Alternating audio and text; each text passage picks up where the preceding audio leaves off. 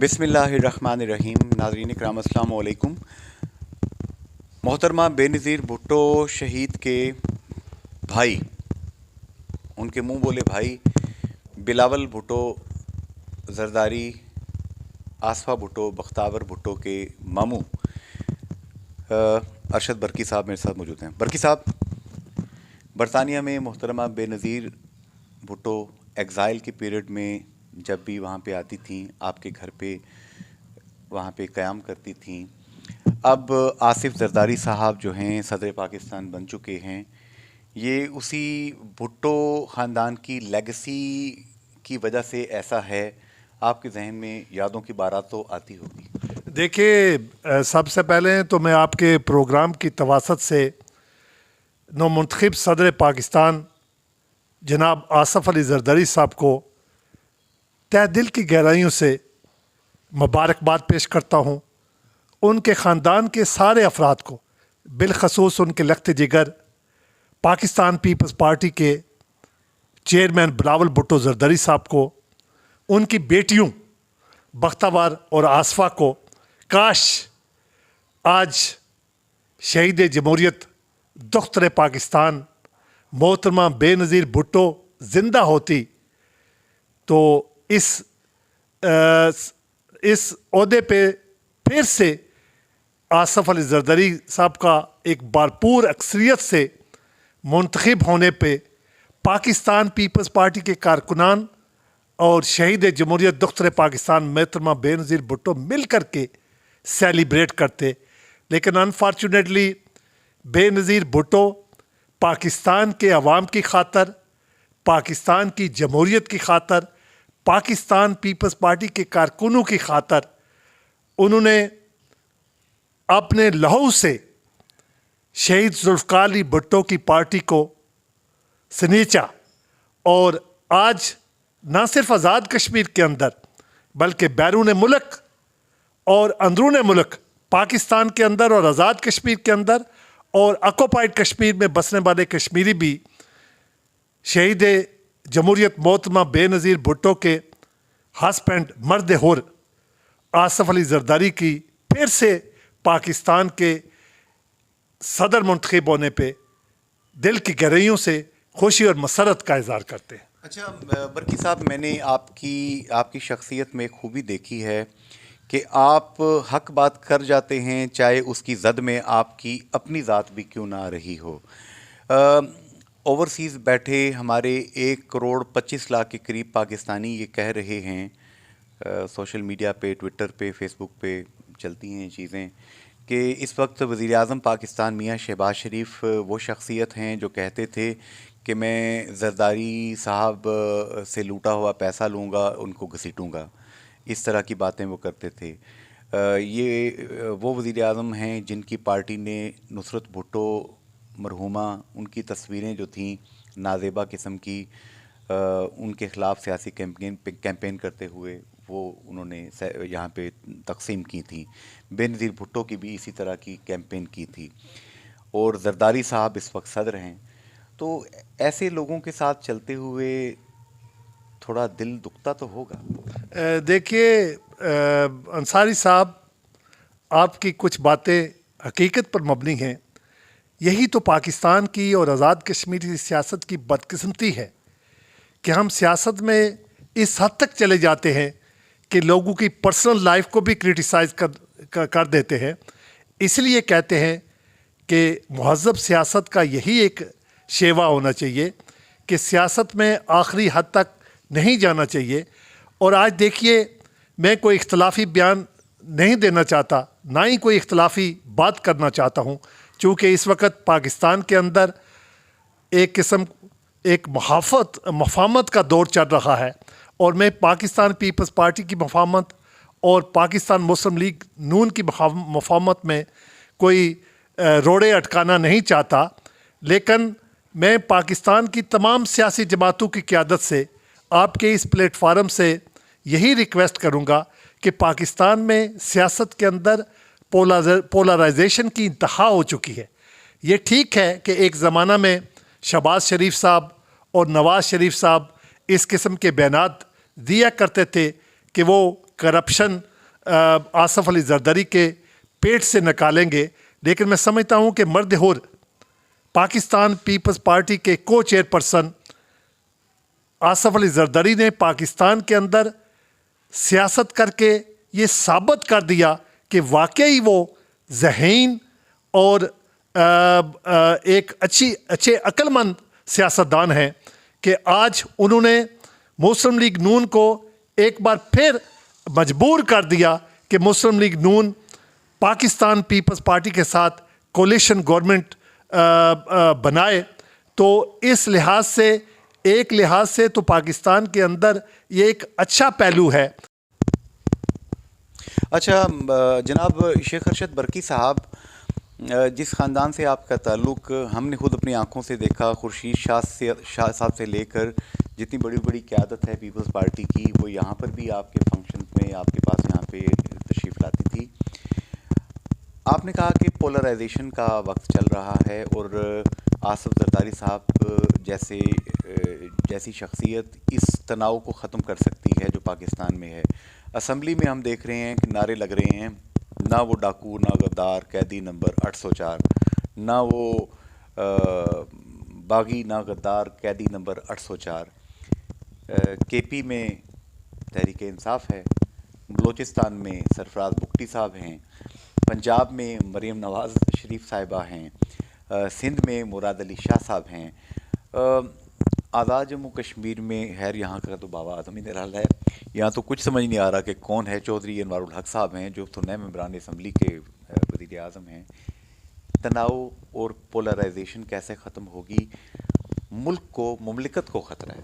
देखिए अंसारी साहब, मैंने इससे पहले भी कहा है और अब दोबारा कहता हूँ कि चूँकि आसफ अली जरदारी सदर पाकिस्तान बन गए और सदर जो होता है किसी भी रियासत का या किसी भी मुल्क का, वो एक पूरी कौम की नुमाइंदगी करता है।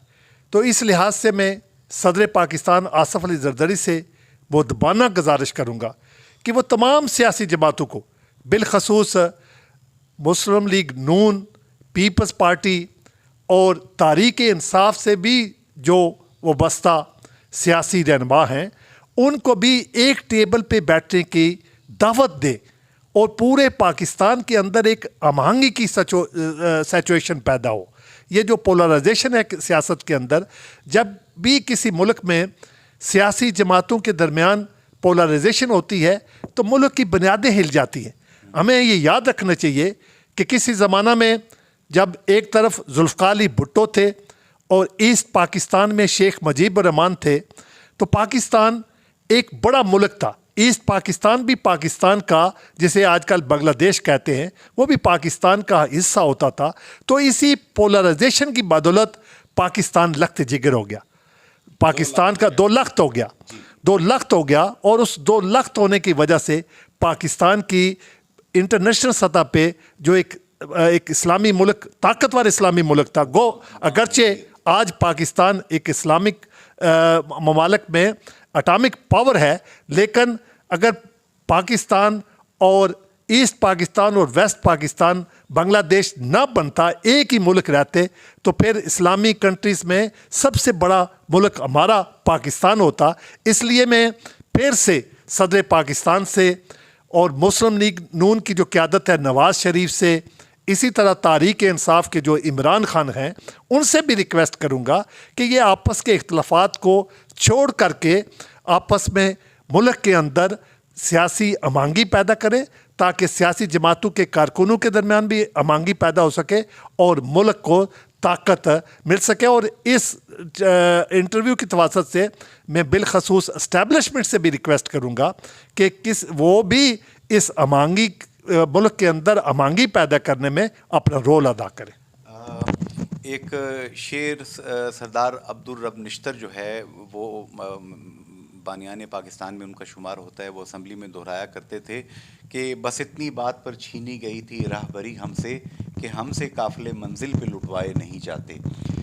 या ये भी एक चीज़ कही जाती है, मंजिल उन्हें मिली जो शरीके सफ़र न थे। अरशद बरकी, शेख अरशद बरकी जो बैरिस्टर सुल्तान महमूद चौधरी के साथ भी वफा की, सदर आज़ाद कश्मीर के साथ तो वफा को भी नाज हुआ कि वाकई ये बंदा साथ निभाने वाला है, ये दिल की बात पे असर करता है। बीबी शहीद के साथ आपने वफा निभाई तो निभा के दिखाई, बड़े बड़े प्रेशर आए आपने बर्दाश्त किए, लेकिन मंजिल उन्हें मिली जो शरीके सफ़र न थे। को 3 दर्जन वज़ीर इस वक्त वज़ीर मुशीर यहाँ काम कर रहे हैं, सदर साहब के भी बहुत से आगे उनके पोर्टफोलियो दे रखे हैं उन्होंने। वो चौधरी दिलपजीर साहब, चौधरी मालिक साहब बरतानिया में ओवरसीज़ मुशीर भी हैं, लास्ट टाइम भी कुछ बात हुई थी हमारी। तो जो शरीके सफ़र नहीं होते उनको मनसब मिल जाते हैं।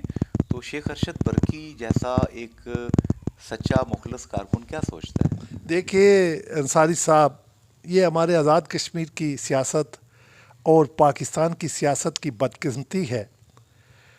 ये आपकी बात ठीक है कि मैंने पाकिस्तान पीपल्स पार्टी के अंदर भी एक तवील अरसा सियासी जदोजहद की, और फिर आज़ाद कश्मीर के जो मौजूदा और फिर कायदे कश्मीर बैरिस्टर सुल्तान महमूद चौधरी के साथ भी इंतहा दर्जे की वफा की।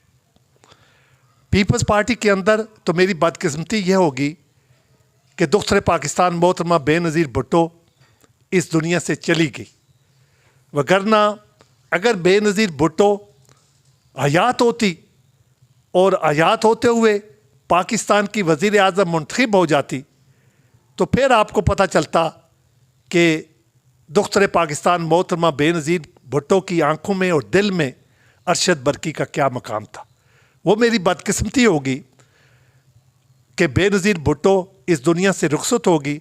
जब मोहतरमा बेनज़ीर भुट्टो इस दुनिया से रुखसत हुई तो इस वक्त पाकिस्तान पीपल्स पार्टी के मौजूदा चेयरमैन बिलावल भुट्टो जरदरी बिल्कुल नौजवान थे, अगरचे वो मोहतरमा बेनज़ीर भुट्टो के साथ मुतअद्दिद बार मेरी रिहाइशगाह पे भी आए और सारी दुनिया जानती है। और बिलखसूस आज़ाद कश्मीर से वाबस्ता जो लोग बरतानिया में बसते हैं वो वहाँ बरतानिया में भी और आज़ाद कश्मीर में भी बाखूबी जानते हैं कि मोहतरमा बेनज़ीर भुट्टो मुझसे किस कदर प्यार करती थी। मैं वाहिद सियासी कारकुन हूँ जिसने दुख्तर पाकिस्तान मोहतरमा बेनज़ीर भुट्टो की रिहाइशगाह दबई रह कर के 7 दिन एक तवील अरसा क़याम करके उनकी रिहाइशगाह पे मैं और मेरे बेटे ने, और फिर मैं यहाँ से सहाफ़ी हज़रात भी ले गया, मोहतरमा बेनज़ीर भुट्टो की ऑटोबायोग्राफ़ी लिखी जिसका नाम मैंने रखा बेनज़ीर भुट्टो पाकिस्तान और जमहूरियत। और फिर एक किताब लिखी बेनज़ीर भुट्टो की पाकिस्तान से रवानगी से ले कर के डेथ तक जिसका नाम मैंने रखा यादों के दरीचे मार्शल लॉ से बहाली जमहूरियत तक का सफ़र।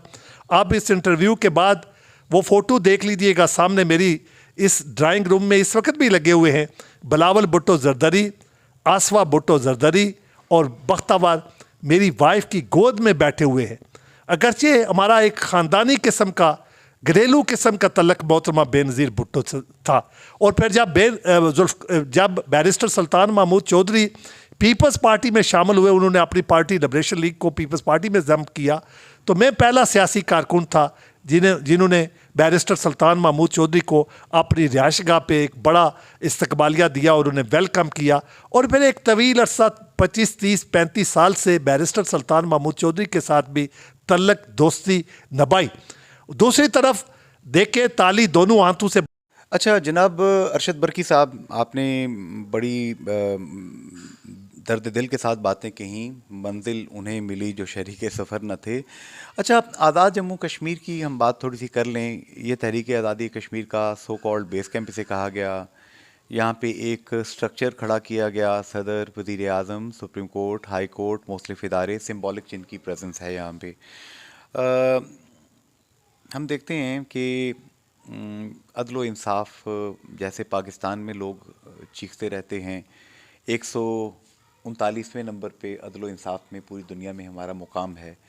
किसी की जायदाद का कोई फड्डा हो जाए तो नस्लें जो हैं वो केसों को अदालतों में भुगतती रहती हैं।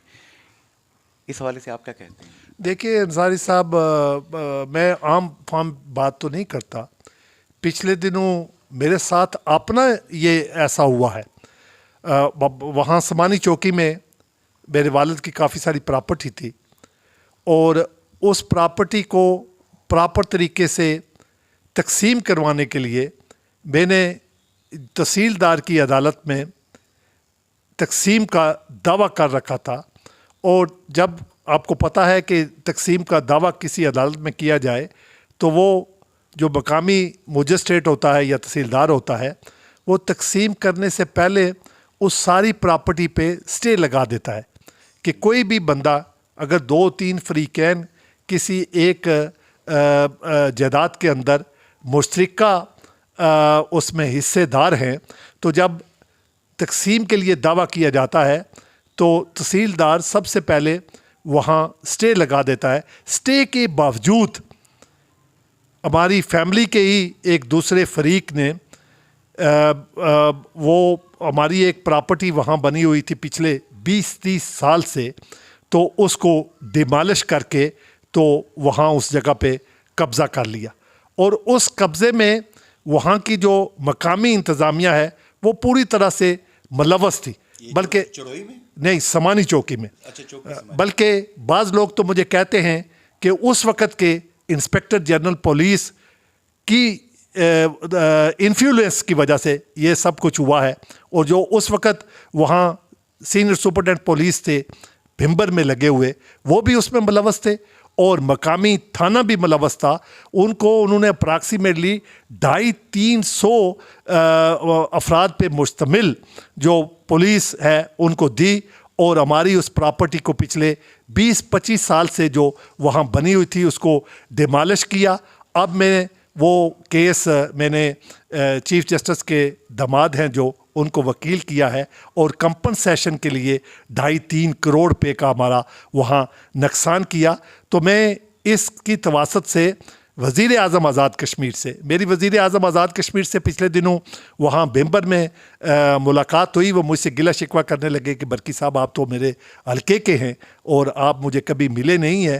اب چونکہ میں انگلینڈ واپس جا رہا ہوں تو آپ کے اس میڈیا کی تواسط سے بھی ان سے ریکویسٹ کروں گا کہ یہاں لا اینڈ آرڈر کی سچویشن انتہائی خراب ہے. اور بالخصوص وزیر اعظم صاحب پچھلے دنوں کہتے تھے، میں نے اکثر ان کے انٹرویو میں بھی سنا ہے کہ وہ کہتے ہیں کہ میں نے بڑی یہ ملازمین کے اندر دفاتر میں بڑا ایک ڈسپلن پیدا کر دیا ہے. ماسوائے کمشنر میر پر یہ چودھری شوکت علی ہے جو، اس کو میں جب بھی دیکھتا ہوں وہ پراپر طریقے سے 9 بجے سے لے کے 5 بجے تک اپنے دفتر میں بیٹھتے ہیں. باقی تو جس آفس میں جاتا ہوں میں وہاں کوئی جو سرکاری ملازم ہوتے ہیں، چاہے کوئی ڈپٹی کمشنر ہو، چاہے کوئی SSP پولیس ہو، وہ اپنے دفتر میں نہیں ملتا، اور پولیس کا انتظام انتہائی خراب ہے. میں اس واقعے کے بعد یہاں جو DIG ہے ان کو بھی میں نے تفصیل سے آگاہ کیا. سجاد صاحب کو میں اپراکسیمیٹلی آدھا گھنٹہ ان سے ملا، اور انہوں نے مجھے کہا ہے کہ برکی صاحب آپ مجھے لکھ کر کے سب کچھ دیں. تو میں پھر ایک اہلکار کی انہوں نے ڈیوٹی لگائی، میں نے تفصیل سے پورا ان ڈیٹیلز ان کے لکھ دیا. تو وہاں جو ہمارا AC تھا وہاں سمانی چوکی میں راجہ طارق صاحب، میں نے ان کو ریکویسٹ کی کہ اس ساری زمین کو سیز کر دیجیے گا. آج 3 ماہ ہو چکے ہیں، اس کے باوجود ہماری وہ جگہ سیز نہیں ہو سکی، اور دوسری پارٹی کو پورا انہوں نے پولیس کے ذریعے ہماری پراپرٹی کو ڈیمالش کر کے اور انہیں مکمل تحفظ مہیا کیا، اور انہوں نے وہاں دیواریں وغیرہ اور کنسٹرکشن کا کام کیا. یہ حالت ہے آزاد کشمیر کے اندر. ایک نان پولیٹیکل ورکر کے ساتھ اگر یہ ہو سکتا ہے تو سوسائٹی کے اندر جو پسے ہوئے طبقات ہیں ان کا کون خیال رکھے گا؟ تو میں وزیر اعظم آزاد کشمیر سے کہتا ہوں کہ لوگ آپ سے اچھائی کی توقع رکھتے ہیں. آپ ینگ ہیں، آپ کے والد مرحوم چودھری صوبت علی کا بھی ایک سیاست کے اندر بڑا نام تھا. آپ انرجیٹک ہیں اور نوجوان ہیں، اور لوگ آزاد کشمیر کے، نہ صرف آزاد کشمیر کے اندر بلکہ بیرون ملک بسنے والے کشمیر بھی آپ سے توقع کرتے ہیں کہ سوسائٹی کے اندر جتنی بھی خرابیاں ہیں ان سوسائٹی کے اندر خرابیوں میں آپ ریفارمز لائیں گے. میں وزیر اعظم سے ملا تو وہ مجھے کہہ رہے تھے کہ برکی صاحب یہ جو رٹھوا ہریام پل ہے اس کی بھی کنسٹرکشن کا میں نے ٹینڈر دے دیا ہے اور کام جلدی شروع ہو جائے گا.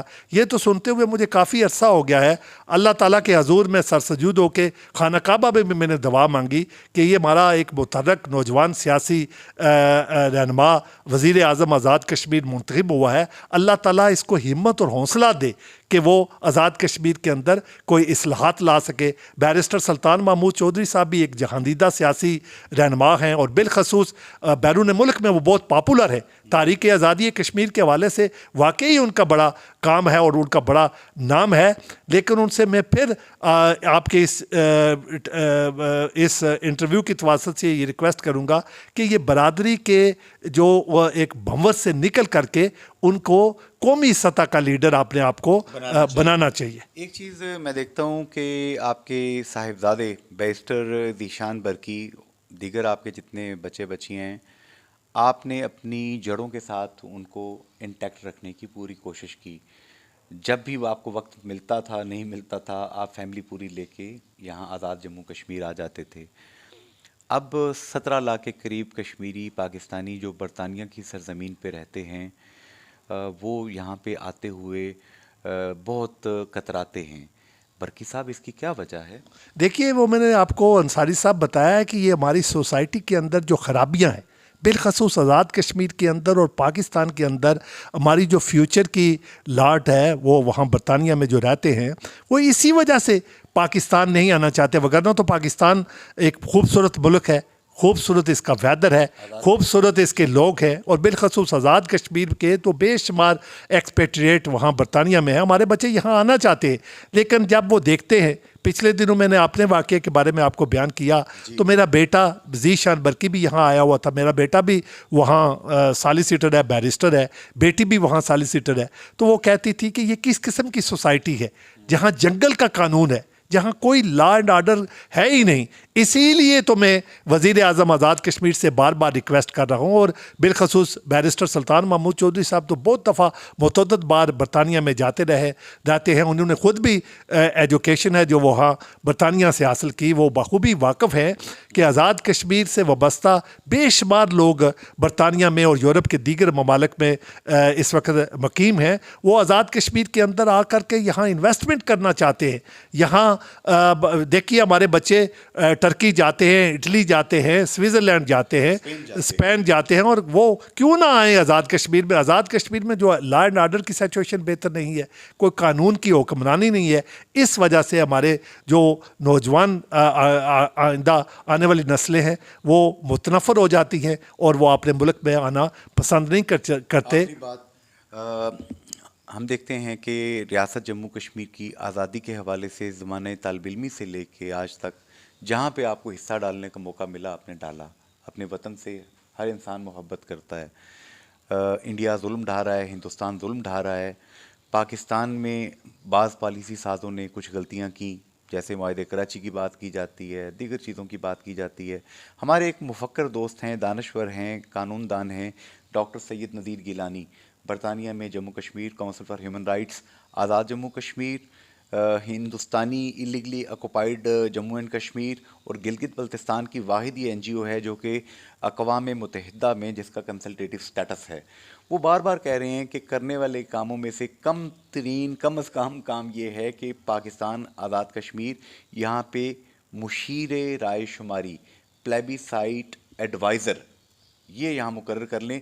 ایڈمنسٹریٹر تو اقوام متحدہ نے مقرر کرنا ہے. کیا ایسا ہونا چاہیے؟ بالکل، میں ان کے اس موقف کی تائید کرتا ہوں، اور ہونا چاہیے، کیونکہ اگر ایسا ایڈوائزر مقرر حکومت پاکستان کر دے گی تو وہ انٹرنیشنل سطح پہ مسئلہ کشمیر کو اجاگر کرنے کے حوالے سے اور اس کو ڈیٹا کلیکشن کرنے کے حوالے سے، اور پھر جو انٹرنیشنل کورٹ آف لا ہے وہاں فائٹ کرنے کے لیے وہ مؤثر اپنا کردار ادا کر سکے گا. حکومت پاکستان کو دیکھیے، کشمیری جو ہیں وہ کشمیریوں اور پاکستانیوں میں کوئی بڑا فرق نہیں ہے.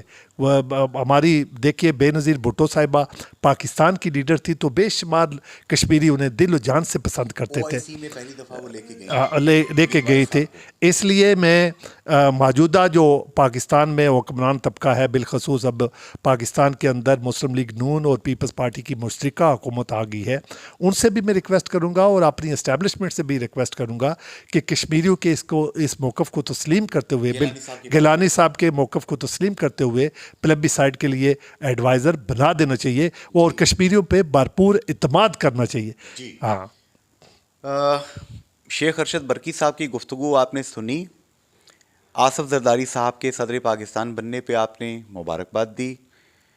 میاں شہباز شریف صاحب اور مسلم لیگ نون کے احباب سے آپ نے استدعا کی کہ ذرا احتیاط کیجئے، جب آپ سیاست میں ہیں تو آؤٹ آف دا کریز اتنا نہ چلے جائیں کہ بعد میں ہاتھوں سے لگائی ہوئی گرہیں دانتوں سے کھولنی پڑ جائیں۔ اور عمران خان صاحب پی ٹی آئی تمام سیاسی جماعتوں سے بھی آپ نے کہا کہ قومی دھارے میں شامل ہوں، یہ بات بھی آپ نے کر دی۔ اور آزاد جموں کشمیر میں بیرسٹر سلطان محمود چودھری صدر آزاد کشمیر، چودھری انوار الحق وزیر اعظم آزاد کشمیر، اور جو چیزیں کریکٹ کرنے والی یہاں پہ ہیں اس طرف آپ نے اشارہ کیا۔ عدل و انصاف کے حوالے سے اقوام عالم میں پاکستان آزاد کشمیر 139ویں نمبر پہ ہیں۔ عدل و انصاف ہوتا ہے تو اللہ کی طرف سے برکتیں آتی ہیں، جیسے اسکینڈینیوینز جن کو ہم کافر کہتے ہیں، جن کو ہم کہتے ہیں کلمہ گو نہیں ہیں، وہ دنیا کے پراسپرس ترین معاشروں میں سے اہم معاشرے ہیں۔ آئیے اس پہ غور کریں۔ برکی صاحب کا بہت بہت شکریہ۔ فی امان اللہ، حافظ، گڈ بائے۔